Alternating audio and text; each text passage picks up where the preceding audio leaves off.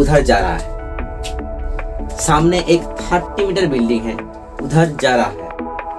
लेकिन रुको रुको, इस लड़का का जो आइज है, उस आइज से वो बिल्डिंग का जो टॉप फ्लोर है वहाँ पर एक एंगल ऑफ एलिवेशन मेक हो रहा है। मान लो ये है, यहाँ पर कितना डिग्री एंगल, 30 डिग्री एंगल है, एंगल ऑफ एलिवेशन। अब लड़का जा रहा है उधर, चलो चलो चलो चलो, लड़का आ गया यहाँ पर, मान लेते हैं यहाँ पर आ गया है। तो अब लड़का है यहाँ पर, अब लड़का है यहाँ पर, ठीक है। एक लड़का ना, जो भी एंगल है उसका ऑपोजिट साइड को क्या कहते हैं? अरे भाई परपेंडिकुलर कहते हैं। तो ये परपेंडिकुलर है एजी, ठीक है, और ये बेस है, तो परपेंडिकुलर अपॉन। तो आज हम डिस्कस करेंगे एक्सरसाइज 9.1 का एक अनदर क्वेश्चन के बारे में। देखो यहाँ पर जो नंबर 5 का जो क्वेश्चन है वहां पर क्या बोल रहा है कि a kite is flying at the height of 60 metre above of the ground. The string attached to the kite is temporary tied to a point on the ground. मतलब यहाँ पर एक ग्राउंड है, मान लो ये ग्राउंड है। अरे भाई मान लो, कोई आपका भी और मेरा भी कोई नहीं जाता। तो मान लो ये एक ग्राउंड है, मान लो ए बी एक ग्राउंड है, और ये जो ग्राउंड है, इस ग्राउंड से बिल्कुल 60 मीटर्स अबव में, मतलब 60 मीटर के ऊंचाई में एक काइट, मान लो यहाँ पर इसका ऊंचाई कितना है, मान लो ये 60 मीटर है, ठीक है। तो ग्राउंड से 60 मीटर अबव में, मतलब यहाँ पर एक काइट उड़ रहा है, ठीक है। मान लो यहाँ पर एक काइट उड़ रहा है, ठीक है, okay. The inclination of the string with the ground is 60 degree, okay. तो काइट, जो काइट है, तो काइट तो ऐसे ही नहीं उड़ेगा ना, काइट के साथ एक क्या है, एक रस्सी, मतलब एक सूत है, वो रोप बिल्कुल यहाँ पर बंधा हुआ है ग्राउंड के एक पॉइंट में, मान लो ये पॉइंट में बंधा हुआ है। तो ये है रोप, ठीक है, ये रोप काइट के साथ बिल्कुल बंधा हुआ है। तो ये जो रोप है, ये रोप और ये ग्राउंड, ये जो रोप है और ये जो ग्राउंड है, रोप और ग्राउंड के बीच में कितना डिग्री एंगल तैयार हो रहा है, 60 डिग्री। तो ये एंगल है 60 डिग्री, ठीक है। तो हम लोगों को फाइंड करना है कि ये जो रोप है, इस रोप का लेंथ कितना है, मतलब ये जो रोप है इसका लेंथ कितना है, बस वही निकालना है। तो इस पॉइंट का नाम देते हैं ए बी सी, मान लो ये डी पॉइंट है और ये ई पॉइंट है, ठीक है। तो देखो ए डी ई एक राइट एंगल ट्रायंगल हो गया, ठीक है, okay sir. So from the triangle A D E, ठीक है, ए डी ई, ये क्या है, एंगल है। तो एंगल के बिल्कुल ऑपोजिट साइड को हम लोग परपेंडिकुलर बोलते हैं, ये तो सबको पता है। और ये क्या है, हाइपोटेनस है। तो perpendicular divided by hypotenuse, perpendicular divided by hypotenuse मतलब क्या होता है, साइन 60 डिग्री। परपेंडिकुलर का वैल्यू कितना है, 60, हाइपोटेनस का वैल्यू हम लोगों को मालूम नहीं। साइन 60 डिग्री मतलब √3 डिवाइडेड बाई 2। सो चलो √3/2, अब क्रॉस मल्टीप्लिकेशन करते हैं। So √3 h equals to 60 into 2, 60 into 2, so h equals to 60 into 2 divided by √3। यहाँ बताना चाहते हैं रूट को, तो √3 से फिर से मल्टीप्लाई कर दो, तो क्या होगा, 60 इंटू 2 इंटू √3 डिवाइडेड बाई √3 मतलब 3 320 60 हो गया, तो 20 इंटू 2 दैट मीन्स 40 √3 मीटर, ठीक है। तो बिल्कुल यही आंसर है। तो find the length of the string, मतलब the length of the string is the length of the string is 40 √3 metre, okay. तो अब हम आए हैं नंबर 6 का क्वेश्चन में। देखो क्या बोला यहाँ पर क्या बोला है, एक लड़का है जिसका हाइट है 1.5 मीटर, एक लड़का है जिसका हाइट है 1.5 मीटर। वो क्या कर रहा है, एक सामने 30 मीटर ऊंचाई वाला एक बिल्डिंग है, उधर जा रहा है। सामने एक 30 मीटर बिल्डिंग है, उधर जा रहा है। लेकिन रुको रुको, इस लड़का का जो आइज है, उस आइज से वो बिल्डिंग का जो टॉप फ्लोर है वहाँ पर एक एंगल ऑफ एलिवेशन मेक हो रहा है। मतलब लड़का का ये आई है यहाँ पर, यहाँ से ये है बिल्डिंग जिसका हाइट है 30 मीटर। तो इस बिल्डिंग का बिल्कुल टॉप फ्लोर यहाँ पर है। तो यहाँ पर क्या हो रहा है, एक एंगल ऑफ एलिवेशन तैयार हो रहा है। मान लो ये है, यहाँ पर कितना डिग्री एंगल, 30 डिग्री एंगल है, एंगल ऑफ एलिवेशन। अब लड़का जा रहा है उधर, चलो चलो चलो चलो, लड़का आ गया यहाँ पर, मान लेते हैं यहाँ पर आ गया है। तो अब लड़का है यहाँ पर, अब लड़का है यहाँ पर, ठीक है।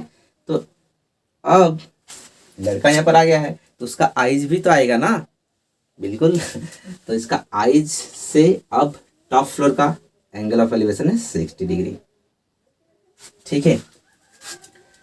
तो यहाँ पर क्वेश्चन दिया हुआ है, find the distance he walked towards the building. मतलब लड़का बिल्डिंग की तरफ जब जा रहा है तो कितना दूरी जाने के बाद ये 60 डिग्री एंगल मेक हुआ है, बस यही क्वेश्चन है, हम लोग को निकालना है।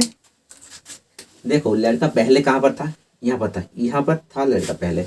अब तब कितना, जब लड़का यहाँ पर था तब एंगल ऑफ एलिवेशन था 30 डिग्री। जब लड़का अब इधर जा रहा है, बिल्डिंग तो यहाँ पर है, तो वह बिल्डिंग यहाँ पर है तो उधर ही जाएगा ना, बिल्कुल जा रहा है। लड़का यहाँ पर आ गया है, मतलब इतना सा दूरी तय किया है, तब एंगल ऑफ एलिवेशन हो गया है 60 डिग्री। तो बताओ कि लड़का कितना दूर गया है, तब जाने के बाद एंगल ऑफ एलिवेशन हुआ है 60 डिग्री। मतलब हम लोग को इस डिस्टेंस को निकालना है, what is the length of this particular portion. तो मान लेते ये ए है, ये बी है, ये सी है और ये डी है, ई है और एफ है। Okay sir, no problem. और मान लेते ये जी भी है, ठीक है। तो देखो ए एफ जी एक ट्राइंगल है कि नहीं, ए एफ जी ये एक ट्राइंगल है, बिल्कुल सर। तो हम लोग एंगल ए एफ जी से एफ जी का वैल्यू निकालेंगे।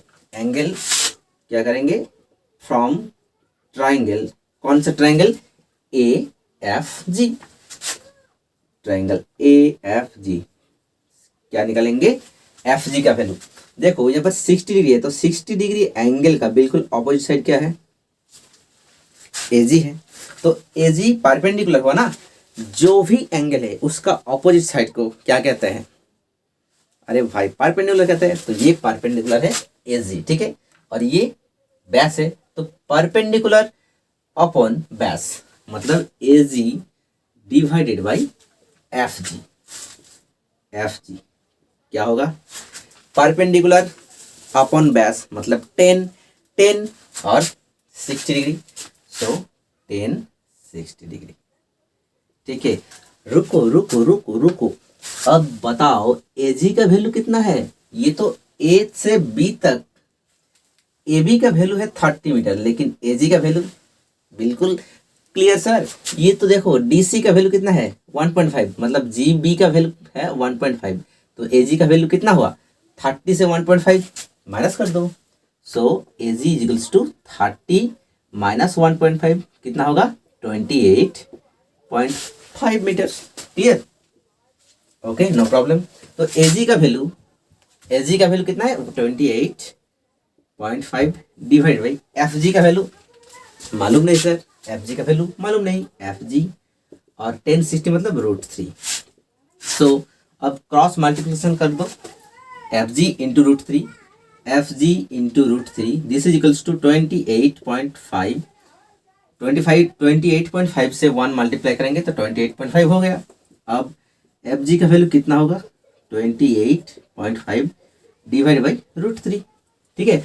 अब देखो हमारा डिनोमिनेटर में अंडर रूट है, तो रूट को अगर निकालना है तो क्या करेंगे, √3 से मल्टीप्लाई करेंगे, √3 ऊपर नीचे मल्टीप्लाई कर दो, तो 28.5 √3 डिवाइड बाई √3 मतलब क्या होगा, सिर्फ 3 होगा। अब इसको कैंसिल करेंगे, 3 9 27.5 मतलब 9.5 √3 मीटर। तो एफ जी का वैल्यू हम लोगों को आ गया है 9.5 √3, ठीक है। हम लोग को निकलना है सी ई का वैल्यू, मतलब ये वाला डिस्टेंस।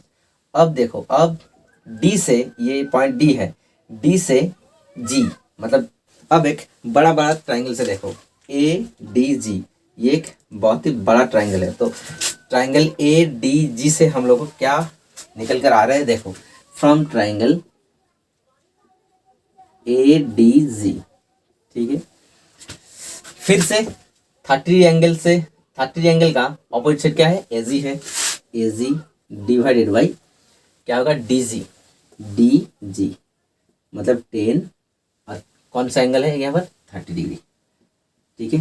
एजी का वैल्यू कितना है सर, एजी का वैल्यू पता नहीं सर, पता नहीं, कौन बोला पता नहीं, एजी का वैल्यू है 28.5, ठीक है ना।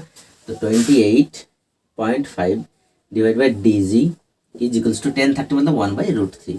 अब क्रॉस मल्टीप्लिकेशन यहाँ पर लिख लेते हैं, डी जी से 1 मल्टीप्लाई होगा तो डी जी ही होगा, और 28.5 से √3, 28.5√3, ठीक है। तो ये वाला पूरा का मान, पूरा का वैल्यू, सी से बी का वैल्यू हो गया 28.5√3। तो ये जो सी बी से हम लोग को निकलना है बस सी ई का वैल्यू, सी ई का वैल्यू। तो सी ई कैसे मिलेगा, सी बी से माइनस कर दो easy, sorry E B, C B से माइनस कर दो ई बी। तो सी बी का वैल्यू 28.5√3 माइनस ई बी का वैल्यू कितना है, देखो 9.5√3, 9.5√3, तो कितना होगा 19√3, 19√3 मतलब 19√3। तो लड़का कितना दूरी तय किया था, 19√3 मीटर्स, तब जाके 30 से 60 एंगल तैयार हुआ था, ठीक है। बस आज का क्लास